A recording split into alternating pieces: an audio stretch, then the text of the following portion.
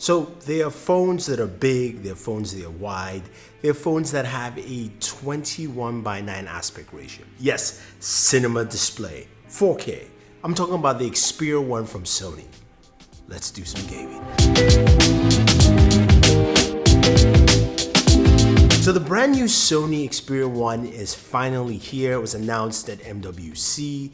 We saw it then, we didn't pay too much attention, but we have it in-house. This is a device that is truly different. It's got a 21:9 aspect ratio for a display. It is wide, it is cinema wide. It's wider than a lot of people's monitors out there. But this is quite unique. So before we get into some of the gameplay elements, let's talk about what Sony brings to the table here. So first off, it's a 4K display, it's HDR ready, supports HDR. You actually have to switch to, of course, that cinema HDR content. You can go into your settings on the display. You can switch between and toggle between the different display settings. Of course, that will also conserve your battery life. That being said, 4K HDR display, lovely looking display. And when you look at it side by side with devices like the Galaxy S10 Plus, the OnePlus 7 Pro, you can see it's slightly taller than the OnePlus 7 Pro and also slimmer than both devices together. So you can see how thin it is. So which brings something quite interesting. It's a little bit difficult to get to the top of the device while you're using it if you were trying to navigate across. Now, other things you find with this device, it's got Dolby Atmos built in. So you've got Dolby Atmos sound, you have stereo speakers, which is pretty nice. Now, this is powered by the Snapdragon 855 processor. You've got 6 gigs of RAM, surprising, and you've also got a battery that's 3300 milliamp battery in there. So you've got a sizable battery. We'll talk about how battery management is, especially when gaming at 4K, because that's what we're doing here with this, because we went ahead and we switched it over. Now, a couple of other things you find in the device. It's got a triple camera setup, and it's got a new cinema recording settings, which we will do a video on so you guys can check out, because that's something that's really cool and interesting. I want to see how well this device actually does with video recording.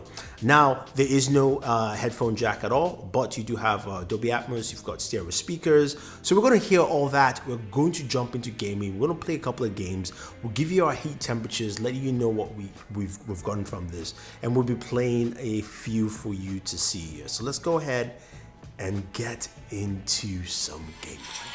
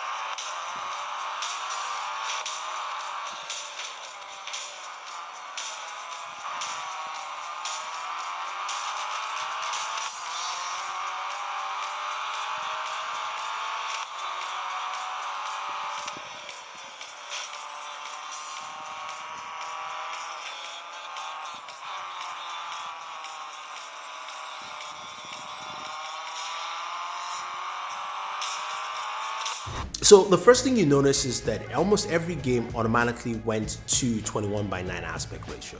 I didn't have to do anything. It looks like it's fully supports that, which is nice. Now this is running Android 9. It looks like it's a close to stock Android experience when you're going through the UI. Very simple, very smooth, which is nice. Now you also notice while we were gaming, there was a pinkish floating bar. That is the game enhancer, which allows you to do screen recordings up to 1080p, and also make sure that you're maximizing your system, you're gaming to with the most processing power of your system. It's not too in-depth in terms of settings, but it's still nice.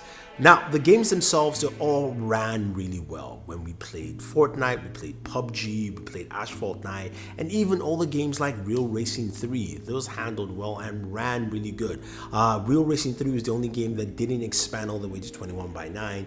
Again, maybe that's because they haven't done an update for the game, but the newer games all came up to 21:9 and it ran well. In terms of temperatures, max temperature I got was about 97, what I'm seeing on screen is about 96, but it ran really cool, which is what I liked. I couldn't play Call of Duty Mobile because the beta has ended, but hopefully when that comes out, I'll be able to do that for you guys to see. But I'm liking the performance here. Now, speaking of the battery, 3300. When we started gaming, it was about 88%. By the time we were done gaming for about 2 hours or so, we got about roughly 63%. So that 4K display does drain your battery life if you're gaming in 4K. Just to let you know what you're getting there. So hopefully you get a good idea of what it actually brings to the table. But this is really smooth, it is fast, and I like the overall performance. Also, the speakers are quite loud. You've got that haptic feedback built into it, giving you kind of like a rumble bass feel to the speakers as well.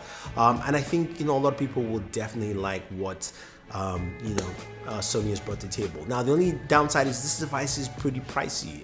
It's available in the UK for about $940. That's how much I actually picked it up for, just so I could give you guys a solid look at what gaming looks like on a device that has a 21:9 aspect ratio for a smartphone. Now, a couple of things to note: it doesn't have wireless charging.